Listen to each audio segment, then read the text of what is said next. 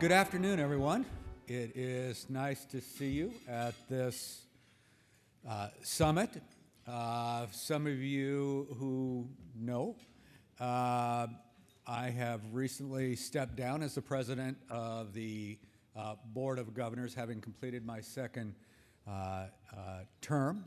But one of the things that I was most proud of is working with our new president, Manuel Baca, our great Chancellor's Office staff, Linda Michalowski, Paul Feast, and others, in actually bringing forth this summit on veterans in community colleges. A couple of years ago, we decided that veterans were going to be a priority for this Board of Governors. And with Manuel's leadership and our Chancellor's Office staff, we have made that happen. And with your great work in the field, it looks to me, as I leave this office, like things are in very good hands for California veterans entering our community college system. So I was delighted to come here today when President Baca asked me to introduce our keynote speaker today, because just a few short days ago, our speaker was my personal representative in the California State Assembly. I happen to live in his district and actually got to know him first through his wife, Mindy Fletcher, who I worked with in Governor Schwarzenegger's office for a couple of years. I've gotten to speak with Nathan many times over the years on education issues, those affecting us in the state and in his and my area, San Diego. It's always been a priority for him. As you'll hear shortly, the issues of veterans are always on the top of his mind. So let me just tell you a couple things about my friend here, and I'm just going to read a couple little things from his bio so you get to know him. In 2007, Nathan Fletcher completed his service in the United States Marine Corps, where he worked as a counterintelligence, human intelligence specialist. On his last deployment, he served in the Horn of Africa region, traveling throughout Eastern Africa and the Near East. For his duty, he was awarded the Joint Service Commendation Medal and Global War on Terrorism Expeditionary Medal. In 2004, he served 8 months in the Sunni Triange region of Iraq. Among the awards he received for his tour are the Navy Marine Corps Achievement Medal with Combat V for Valor. We are very proud of Nathan Fletcher in my area of San Diego. I know all of us are proud of him for his leadership on veterans issues in the state. With that, the Honorable Nathan Fletcher.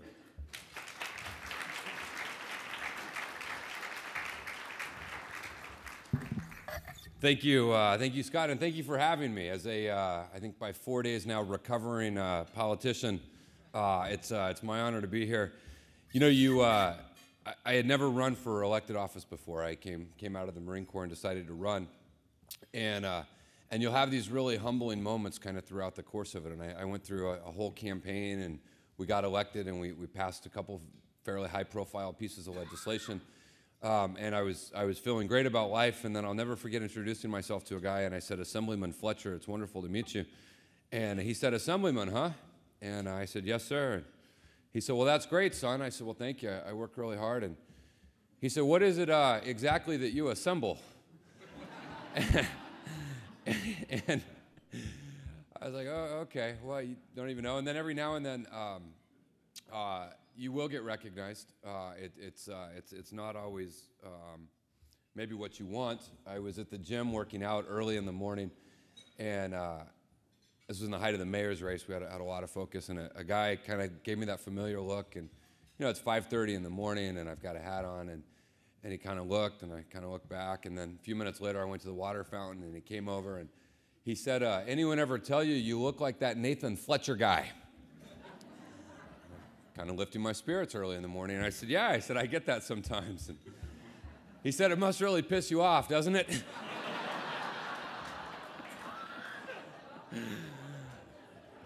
I said, I heard he's all right. You know, I don't know, maybe give him a chance.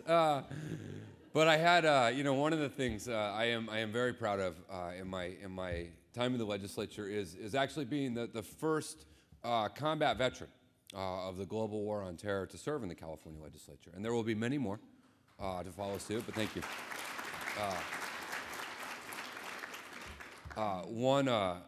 One quick story on that. I don't always get recognized as that either. I went to boot camp at Marine Corps Recruit Depot in San Diego. I was a teenager and went and stood on the yellow footprints.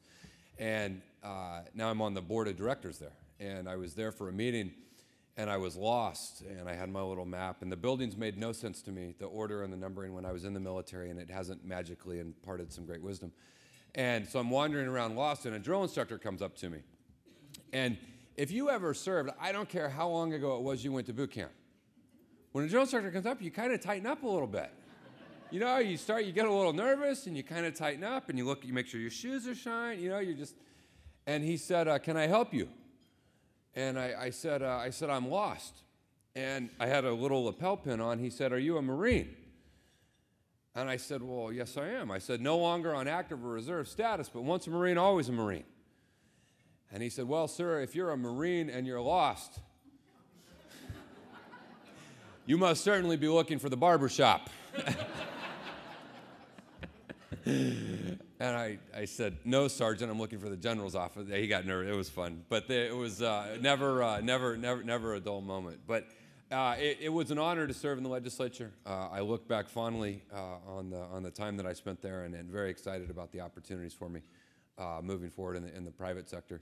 But I just wanted to spend a minute. You know, I kind of want to start it off and acknowledge I'm not an education expert by any stretch of the imagination. Anytime someone says they're a legislator, that usually implies they're not an education expert, as all of you know.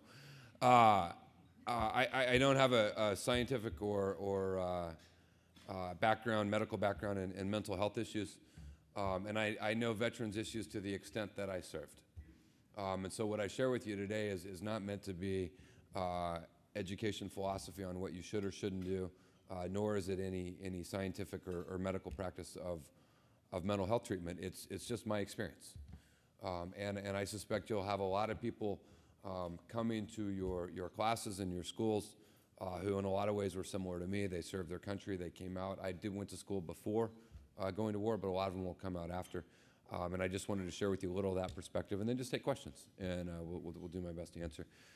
One of the things I think that you really see a lot with veterans today, and none of these are true universally, but I think generally speaking it applies, is there is a little bit of sense of isolation with some of the veterans who are serving today. And I think part of this is just some cultural shifts we've gone through as a society.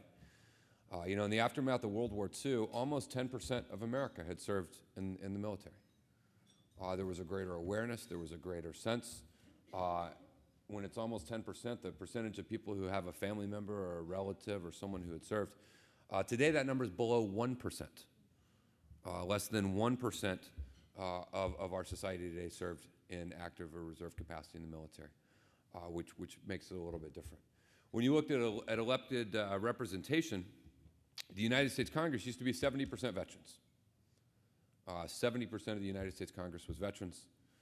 Today, it's less than 20% of the United States Congress are veterans. Now, you can care. Some of the most passionate advocates for veterans never serve, so don't mistake that I'm saying that you have to be a veteran to care about veterans issues.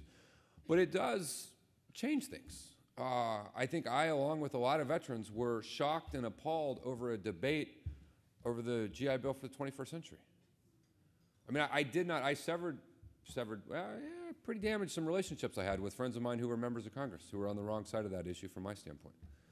Because I said, you can send these people to war and you can't pay for their damn college? I mean, this is crazy. I mean, think of all we're saying is pay for their college.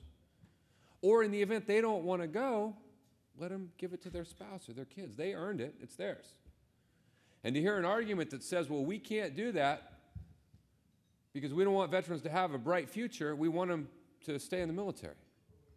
I mean, it was offensive to those of us who served. And so I think in some ways you see, you know, in a lot of ways, that this kind of sense of isolation, or this sense of, God, they just don't get it, coming out of people in the military. You know, another, you know, an example that we used a lot, we would say this a lot, and this is just from folks who were on the ground. You know, I'll never forget when we were in Iraq, and people would say America went to war, and, you know, a lot of us who were serving said, well, America didn't go to war, the Marine Corps went to war. America went to the mall.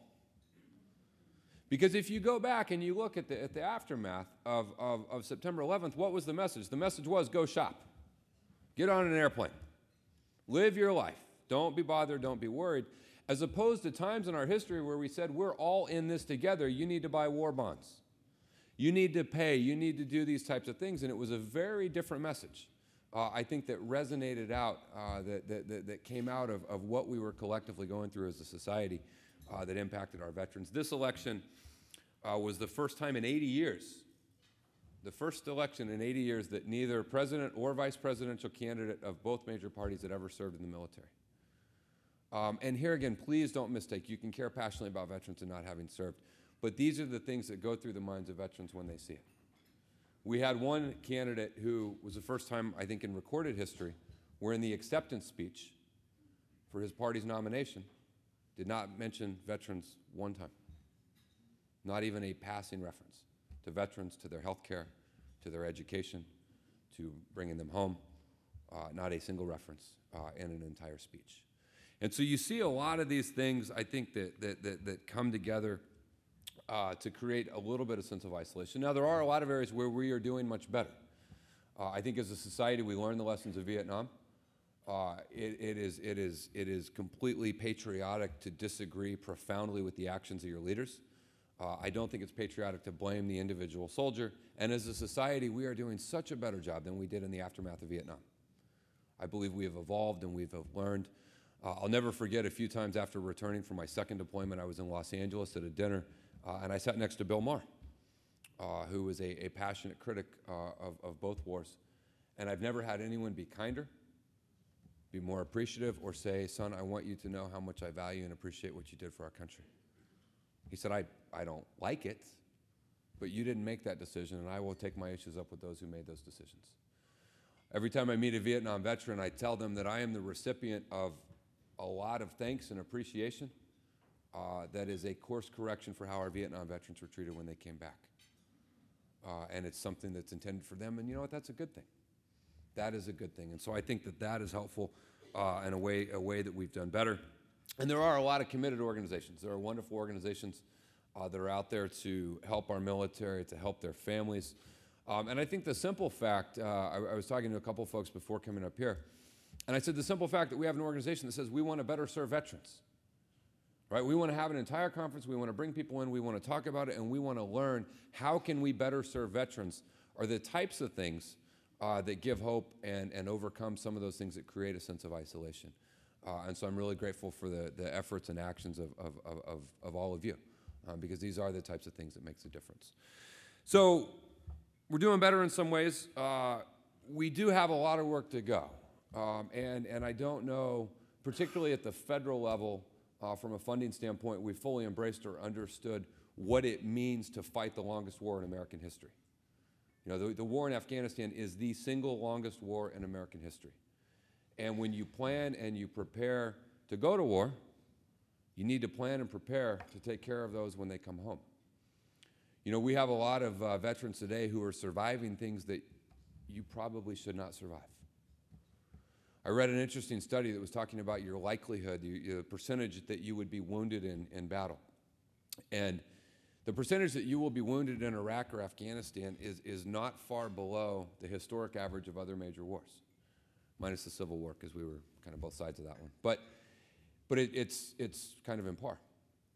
The likelihood that you will die in Iraq or Afghanistan is phenomenally lower. And that's primarily due to advances in combat medicine and advances in body armor and protection.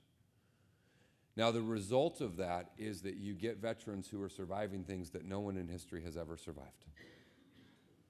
And there's some debate about the mental ability to cope with some of these types of issues. And so you see a huge number of quadriplegics. You see people who have lost multiple limbs. You see people who have lost major functions of their body who are able to survive because of the body armor wrapping that you have and the fact that we control the airspace, and within minutes you can get life-sustaining air support in. Now, what does that mean for us as a society? That means we have a lot of veterans that are going to struggle mightily to readapt into society, that are going to have a difficult time functioning, and that we're going to have to pay for forever. You know, these are not things that you broke your leg gets set, you go on with your life, and we never have to worry about your leg again.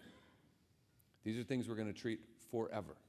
When you're talking about mental health issues, a lot of those don't resurface for 10, 20, 30 years after the initial incident.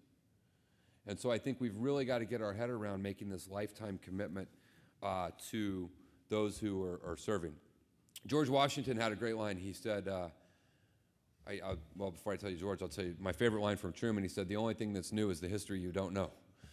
And I think he was right. And George Washington, it was a historical example of something that we face today. In the aftermath of the Revolutionary War, he said, "Future generations' willingness to serve will be directly tied to how they perceive previous generations were treated at the end of their service, because it's a statement of our values." And so what we do with our veterans today is not only the morally right thing for our veterans today, but it sends a powerful message to my two young boys. It says that as a society, we value service, and it's something we want to encourage. And I think this willingness to have people voluntarily enter into military service to risk their life for their country is one of the cornerstones of what makes us great. And so I think we have to take very, very seriously the obligation. And then I will stop kicking this drum. But if we as a country have the money to send you to war, once again, we have to have the money to take care of you. And I know that the costs can be expensive, but relative to the cost of an aircraft carrier, it's not really that expensive. But it doesn't matter what the cost is. If a society, if you can't sustain the financial cost of caring for those that go to war, then don't go. Then don't go. But that has to be a part of the planning. And from a moral standpoint, if we have the moral authority to send you to war, then we have the moral obligation to care for you when you come back, because these are life-changing experiences. And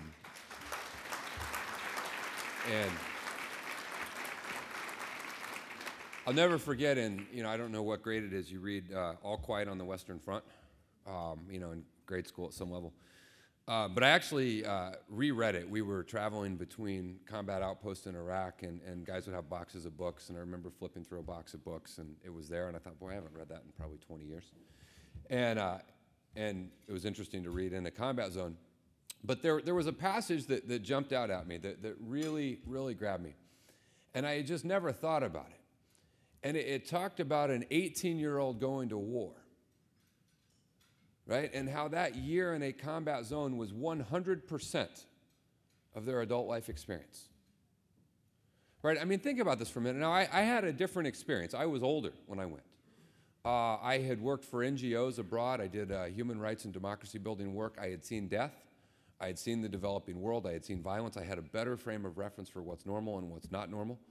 I was married. I mean, I just had more life experience. I also had more life experience growing up. I grew up in a hard, scrapping, blue-collar family. My dad was a factory worker. I just had a culmination of life experience by the time I went that was greater. But let me paint for you the picture of, I would say, the overwhelming majority of Marines that we get in Southern California. The Marines of today are different. They are different. The Marine Corps will not take a GED. You have to have a high school diploma. The Marine Corps will not take you if you've committed a felony, even if you weren't convicted. The Marine Corps will not take you with any substantive drug use at all. And the Marines we're getting today are different. And a lot of the Marines you're getting today are coming out of suburban San Diego. They've lived a very sheltered life. You get kids that come to boot camp who have never been in a fist fight in their life. Now that's a good thing. I'm not encouraging kids to go fight, right? Don't tweet that I said kids need to fight. But think about that. They don't know any hardship. They know living at home with mom in Carlsbad. Where the greatest fear is, what happens, to the soccer team or something. It's a very different experience. So they come down to Marine Corps Recruit Depot, where we yell at them for 13 weeks. But that's it. We just yell at them. We don't do anything else. We yell at them. They go to Camp Pendleton. They get a little training. And then we put them on a plane and we drop them off in Iraq. And their first physical encounter of their life, their friends are dying. They're trying to kill people. You have a maybe 19-year-old kid whose first difficulty, whose first stress, whose first hardship is the guy that's his best friend dying right beside him. A 19-year-old kid who doesn't know how to process life, who shows up to the scene of a car bombing. Car bombings typically happen in civilian areas. You show up to the scene of a car bombing, the first thing you're going to notice is sandals everywhere because the people are blown out of their sandals. You're going to notice very small sandals for the children. And then you're going to begin to clean up the mess. I often ask people, what's the most afraid you've ever been in your life? What is the most afraid you've ever been in your entire life when you actually thought you were going to die? For most folks, you may not have ever had that experience. Maybe you were in a car accident for a brief moment. Maybe a really turbulent plane ride. But for most folks, that doesn't happen. Now, imagine doing that every single day for a year. Every single day. You're taking mortars, you're taking small arms fire. The things that you have to do. And then we bring you home, we drop you off, and we say, go on with your day.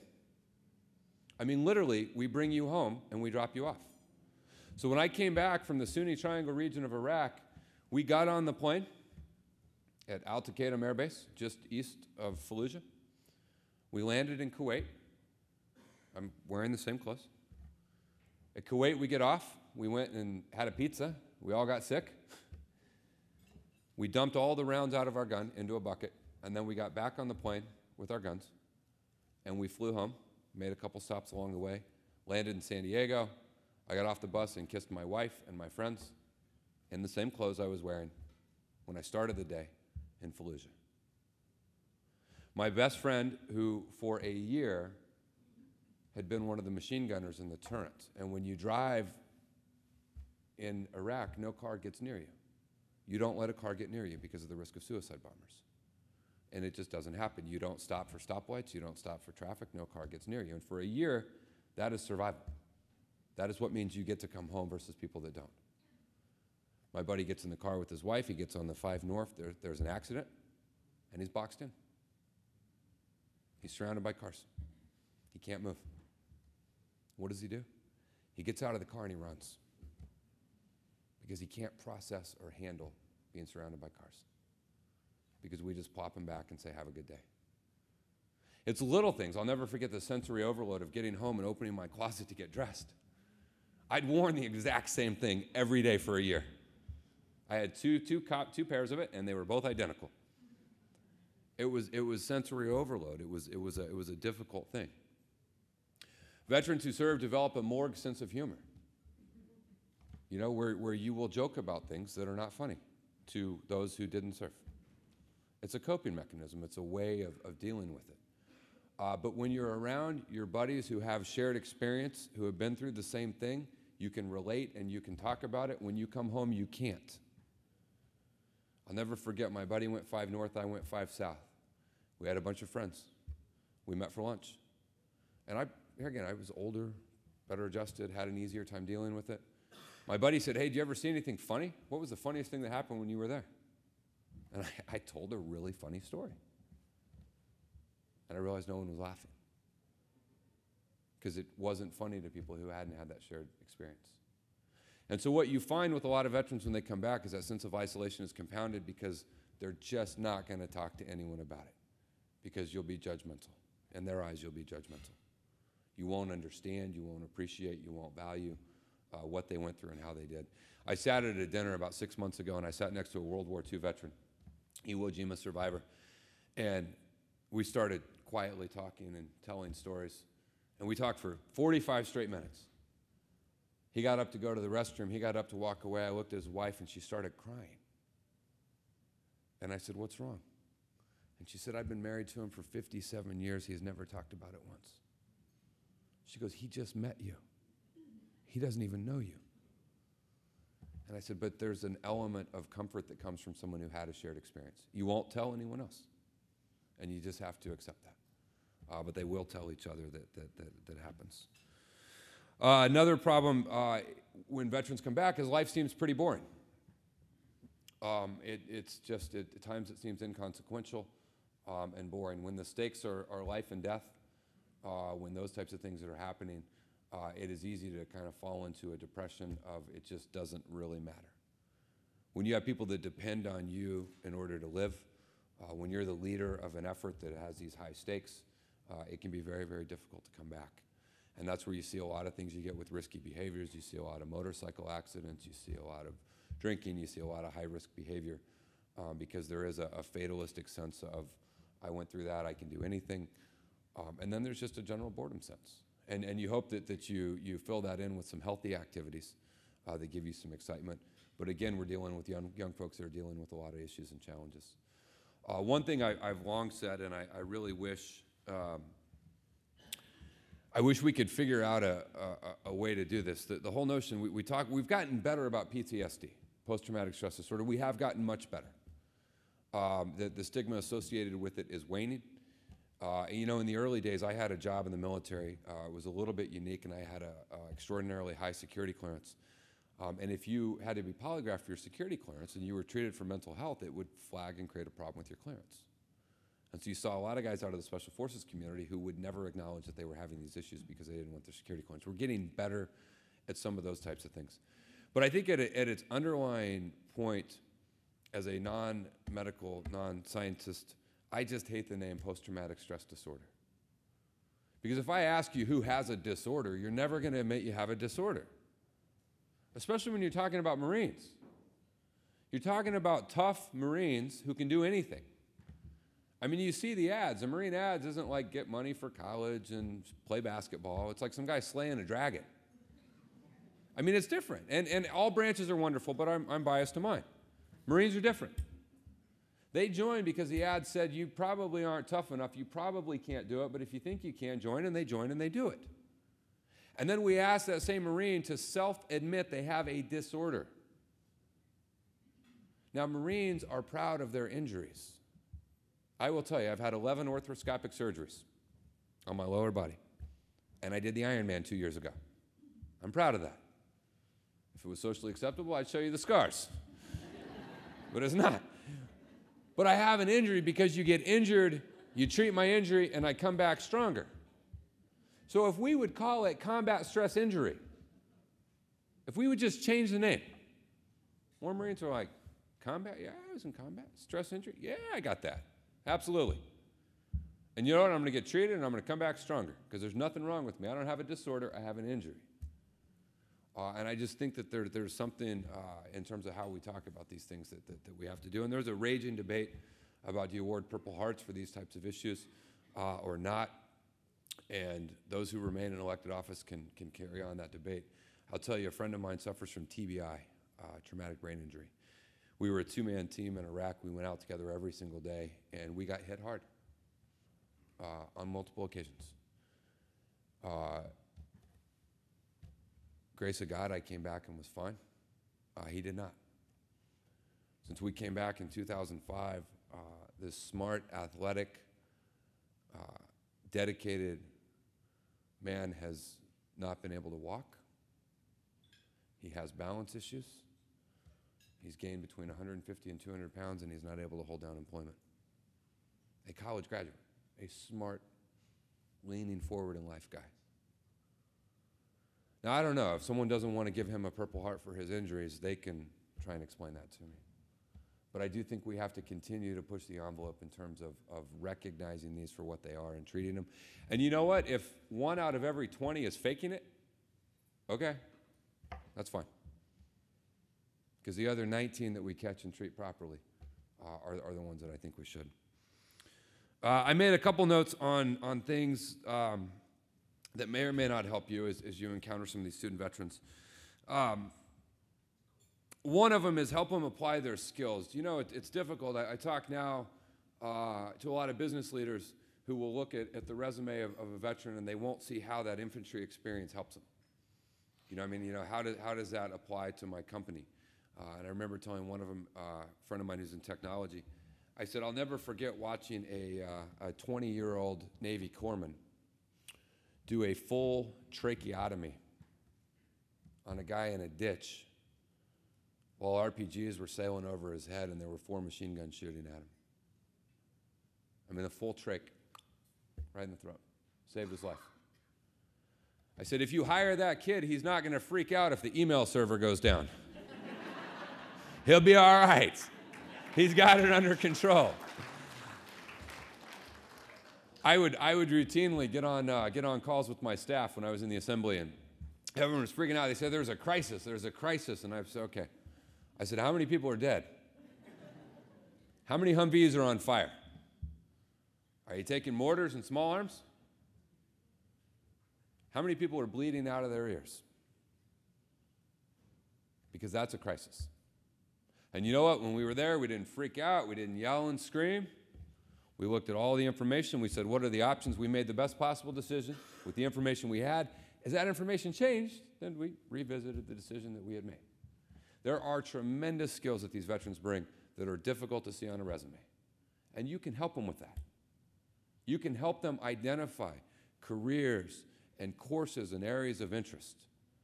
You can ask them, what experience did you have? What did you do in the military? And give them a sense of purpose that comes over. The other thing you can help them with, and this is a difficult thing to quantify. I had a lot of frustration with a lot of the private contracting in war zones. Because there's something different when you're a Marine and you're there. You're there for service, you're there for country, you're there for your fellow service members. You're not there for money. You know, for us it was Operation Enduring Freedom. For contractors it was Operation Enduring Per Diem. It's different. It's different. And even if you take someone out of the military and you put them in that other environment, when you're there for profit, it's different. And so when you take those veterans and they come back, they know service, they know commitment, they know teamwork. Right? And then we go, okay, well, you're going to be a business major, and you're going to go, well, sometimes it's hard. So help them find some outlet or some entity where they have that sense of purpose. Help them find some charitable cause, help them find some good organization, help them find something where they get that sense of service before self, and they get to feel like they're a part of it. I've been pushing a lot of the younger veterans to come back and run for office. Right? I don't even care what party you are. I don't care. Because there's an experience. I had an experience that I will never forget. Actually, I'm going to save that for the end because that's part of my close. If I forget to tell you about the World War II veteran, when you guys tell me that. Help them find a passion in a team. It's different. Okay, put them in touch with people that can help them. So a lot of campuses are doing this and doing it very well. They aren't going to talk to you about what they went through. But that's okay. They'll talk to someone. Just make sure they get hooked up with the right person. Make sure that the services that are there are available. Make sure people know where they are. Make sure they know how to access it. Make sure they know how to access it anonymously. And make sure that your campuses and your schools do a good job of that. The last 2 points, in the military, we lead a very structured life. You get up, you get dressed, you cut your hair, you work out, you do all these types of things. It's very structured, it's very orderly, it's very disciplined, and there's a comfort that comes from that. One of the most successful programs at getting people off the streets from being homeless is in San Diego, Veterans Village of San Diego, where they bring homeless people who are veterans, and they said at one point you had structure in your life, so they just bring that structure back. And it's amazing. They get back on track. They have a phenomenal success rate.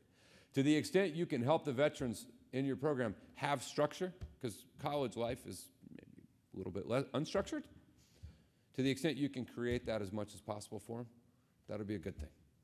Your classes, your assignment, the reading assignment, what's expected, lay it all out for them. They're really good at executing a plan, but help them develop that plan. They may need a little bit of help there. And then finally, make sure that they can spend time with other veterans. And again, I know a lot of places are doing this wonderfully, but student veteran organizations are really good. And it can be as grand and ambitious as a conference room that there's a couple pizzas in that all the vets go to hang out once a week. Because they'll tell their stories. And they'll be back and they'll be comfortable. They'll be comfortable. They'll be with each other. They'll be with people who served. We do a lot of programs in San Diego where we actually bring in old Vietnam and Korea guys and have them all just put them in a room and let them go.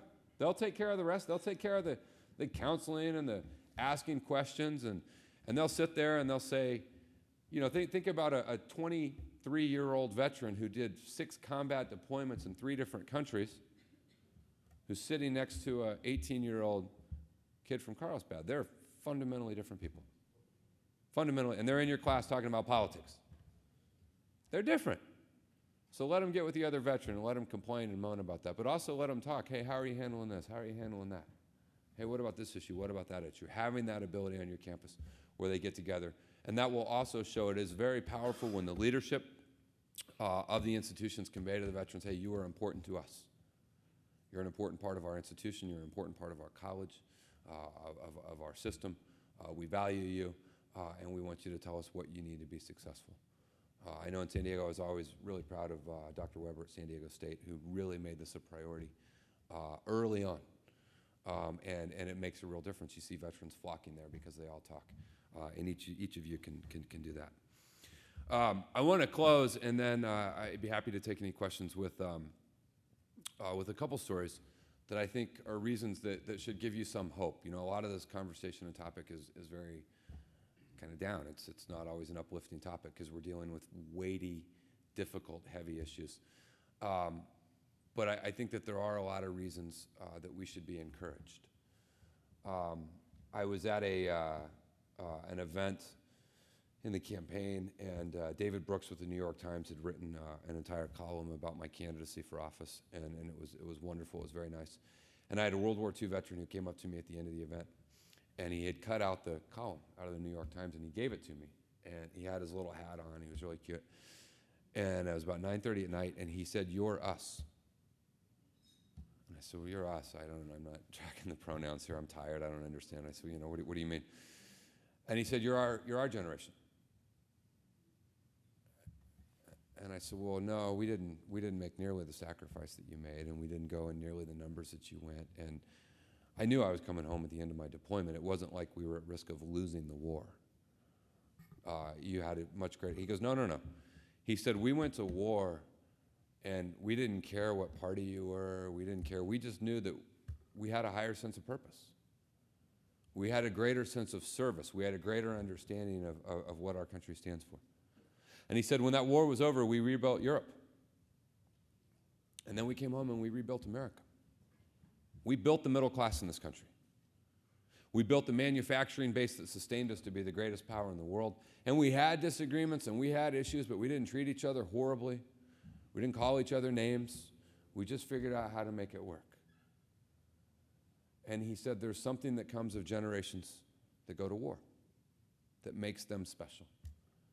And it was one of the most touching compliments I had got, and it was kind of filtering in my head. And then I was at an event at Marine Corps Air Station Miramar not too long after that. And the general there was speaking, and there had been a plane that landed at Miramar that had a couple wounded Marines on it. And the general was there visiting. They said, "Hey, would you like to go out and greet the Marines?" And he said, "Sure." And so he walks out onto the plane. Now, when I was in the Marine Corps, we used to joke, if a general ever asked you, "What can I do for you? Is there anything I can do?" "Hey, I'm ready. I got my ask." I actually used to carry the next higher rank in my pocket, just in case a general said, "Is there anything?" "Yes, sir, I'd like to be a staff sergeant."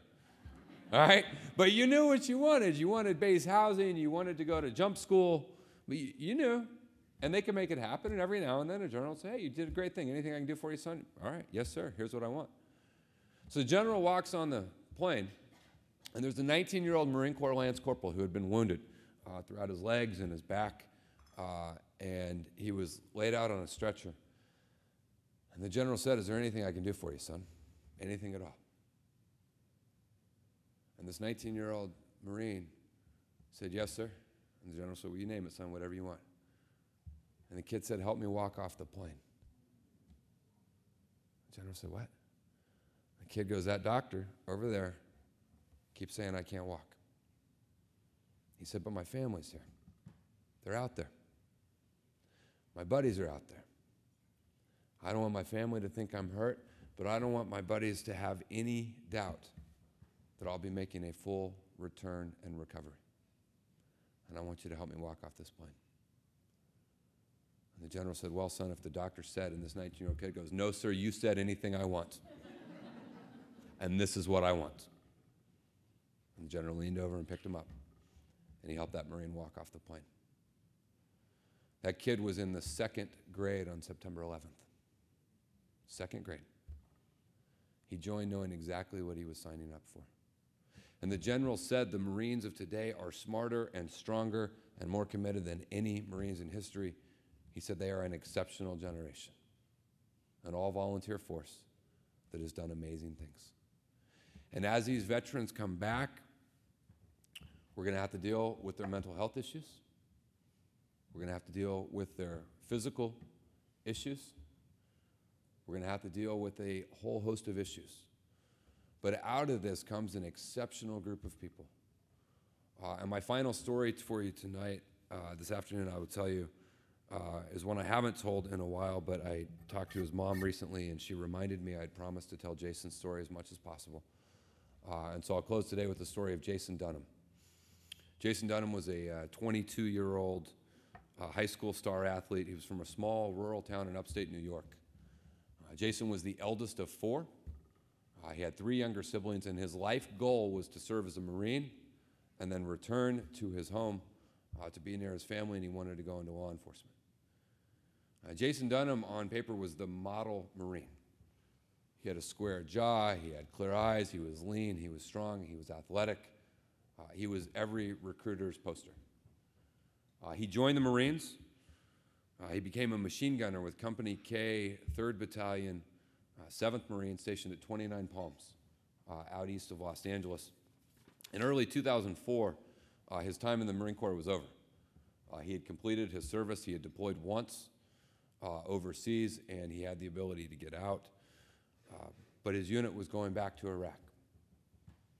And Jason told his mom, Deb, that he felt like he needed to continue to serve, that it wasn't fair for his friends to do another deployment and go back and him not to go back. He believed in the mission, he believed in what they were doing, and he voluntarily extended his time in service. Jason was assigned duty. I didn't know him. We were in the exact same area, in the Al Anbar province of Iraq in 2004. And it was on April 14th of 2004 that Corporal Jason Dunham was on patrol when they encountered a suspicious Iraqi vehicle. Jason Dunham moved ahead of his folks to approach the vehicle. And as he got close, a terrorist in a black jumpsuit lunged from the back of the vehicle, grabbed him by his throat. Jason Dunham and the terrorist fell to the ground wrestling. The other 3 Marines, in the Marine Corps, you have a 4-man fire team. The other 3 Marines who were with him started rushing to try and help him in his struggle. And they heard Jason Dunham yell out a warning. He said, "Look out, he's got a grenade. Get back. He's got a grenade." As he said this, the terrorist released the explosive device, activating a very short timer. Jason Dunham didn't do a cost-benefit analysis. He didn't make a risk versus reward chart. He didn't weigh the pros and the cons. He didn't think about coming home. He didn't think about his high school sweetheart. He didn't think about opening day at the ballpark. He thought about his fellow Marines. And the 22-year-old Marine thrust his body on top of the grenade, taking the full force of the explosion in his chest and head. As the smoke cleared, the 3 Marines whose lives had been saved by his warning rushed to his side to try and administer first aid. He was unconscious. Jason Dunham never regained consciousness. 8 days later, at Bethesda Naval Hospital, with his parents Deb and Dan Dunham at his side holding his hands, and moments after the Commandant of the Marine Corps awarded him the Purple Heart, Jason Dunham died. On January 7th, 3 years later, Corporal Dunham was awarded the Medal of Honor, our nation's highest military honor. There was an article in the American Legion magazine that summed up the life of Jason Dunham as a Marine, he was taught that honor, courage, and commitment are not just words. They're core values for a way of life that elevates service above self. He was taught that while America's founding truths are self-evident, they must be defended by good men and women willing to stand up to determined enemies. On a dusty road in western Iraq, Jason Dunham gave his life so that his friends could live, so that they could come home. He understands that while freedom's not free, there is a cost to be paid for it and a cost associated with it.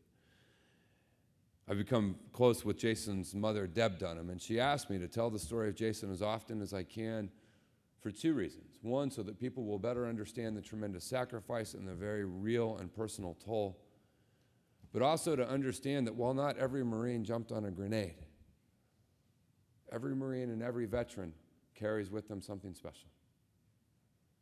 And that's a willingness to make tremendous sacrifice. It's a willingness to go in harm's way. It's a belief in something bigger than themselves. And while none of you will ever have Jason Dunham sitting in your classroom, you will have a lot of veterans who carry his spirit. And I hope you will appreciate that. I hope you will help guide that. I hope you will be patient with that, because it's not always easy. And by doing that, you're doing a tremendous service not only to that veteran, but to my two young boys who will see your example of leadership and caring. Thank you very, very much for letting me join you this afternoon. I appreciate it tremendously. Thank you.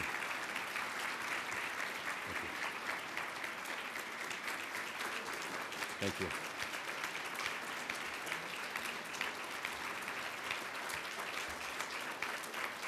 Thank you. You're very kind. Thank you, thank you, thank you.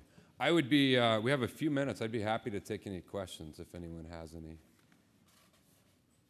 Yes, ma'am.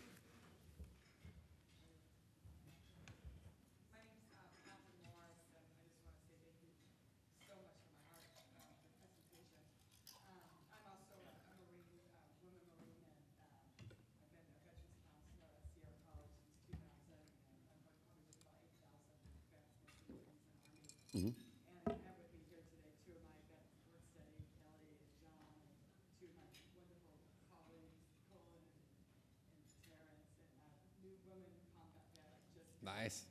shared tears with about an hour ago. And sharing my military sexual trauma that I had. And Right. she pulled down her shirt and clothes and showed me her where she got hit with shrapnel. And she's also a veterans counselor.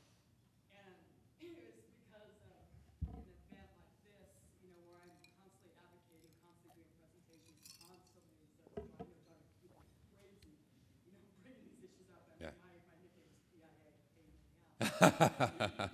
So because of what you said, it's like, oh my God, yes, yes, yes, about what these men and women are willing to do. Yeah. And I'm not a combat vet, but my guys know I take a bullet for them in a heartbeat. And Yeah. we just went on a go run with about 12 of us. Like I said, I'm proud of it and Yeah. what we accomplished. But reason why I'm getting to is, from what I gathered today is realizing about women veteran issues. Mm-hmm. And we actually did a panel today, myself and Kelly and Lindsay and Evelina. And a lot of issues kind of came up where, gosh, we're kind of in a gray area trying to figure out where we fit. Mm-hmm. And we realized because as a woman in the military, it was really difficult to figure out where we fit and where we mattered. Right. And I realized even as a vet counselor myself, you know, I minimize. I've never filed that. Oh, thank you. I can talk loud. I'm a Marine if I need to. But, you know, I minimized the things that happened to me and never Sure. filed a claim, you know, after 30 years because I need to take care of, you know, I got 600 vets in my campus. And, Right. and Crystal was kind of saying the same thing. She minimized so much of what happened to her and the trauma she went through. And that's very prevalent amongst women veterans. And so what we came up with today, the idea of we women vets want to we're kinesthetic, we want to do fun, physical things, and so we're trying to put together some kind of a mud, you guys help me out with the words, I always, rud mucker? Tough yeah. mudder, or Yeah, some those are kind of fun. I've done those. event where we want to gather women veterans from all over and like, let's get some t-shirts made, let's, you know, run the streets of Sacramento, do an obstacle course or Right. something, but of course, to be able to do that, it's going to take some some support and to make that happen. But I feel like if we could start that and get, and let it be led by vets, because like you said, when you get a room full of vets, we know what they we get need. it, yeah. Well, and the issues of kind of women in combat, I think just recently, honestly, have kind of started to get an airing. And there's cultural difficulties. Every institutions go through evolutions. And what's amazing is that when you identify a problem, when you say it has to be fixed. Now, I think we've been a little slow in identifying this one and saying it has to be fixed. But the military is very adaptable. I mean, the military led the way in the civil rights movement, in integration. I mean, well before anyone else did. And you know what? They figured it out and it just worked. They made it work. Because at the end of the day, veterans in the military, you do what you're told. And so when you're told, this is absolutely unacceptable, treatment of women, when you're told these things, you can do it, it has to be a priority. Another area where I think the military has led, and I took a lot of grief on this personally, but I was in California, the first combat veteran in the Marine Corps to come out and say, don't ask, don't tell, doesn't make sense. It's not a policy, in my opinion, respect if we disagree, but it's not a policy that makes sense. Because as a Marine, we talk about honor, courage, and commitment, and then we put in a policy where we tell you have to lie about who you are. Now, how are those two in any way compatible? And I served with Marines that I knew were gay, and they were great Marines. And so it was amazing. So the policy changes, and all the branches complain. Marines complained the most. The Commandant said, this is the worst thing ever. It'll destroy combat effectiveness. We'll have all of these problems and issues. And then you know what happened? Nothing. Nothing happened. Because everyone got up and the Commandant had to come back a year later and acknowledge, okay, maybe I got that one wrong. Marines were more adaptable when we said, this is what you're going to do. And so I think as it relates to women's issues, we got to have that same focus. So, well, and when I would ask maybe that we could get your support to try maybe like in March, which is Women Veterans Month, to get the support and help to put together some kind of a fun run where we can invite women and then be able to spread it out through, and then ask the male veterans to come along the side and rally us on. Sure. And that one. Yeah, I'll so give you my email that would be when we're my done. request Yeah, to you if we can help. Happy. Thank you. Any other questions? I don't know how much time I have. Maybe one more, if there's any. None? Nope. All right. Well, hey, thank you very much for having me join you today. I appreciate it tremendously. Thank you.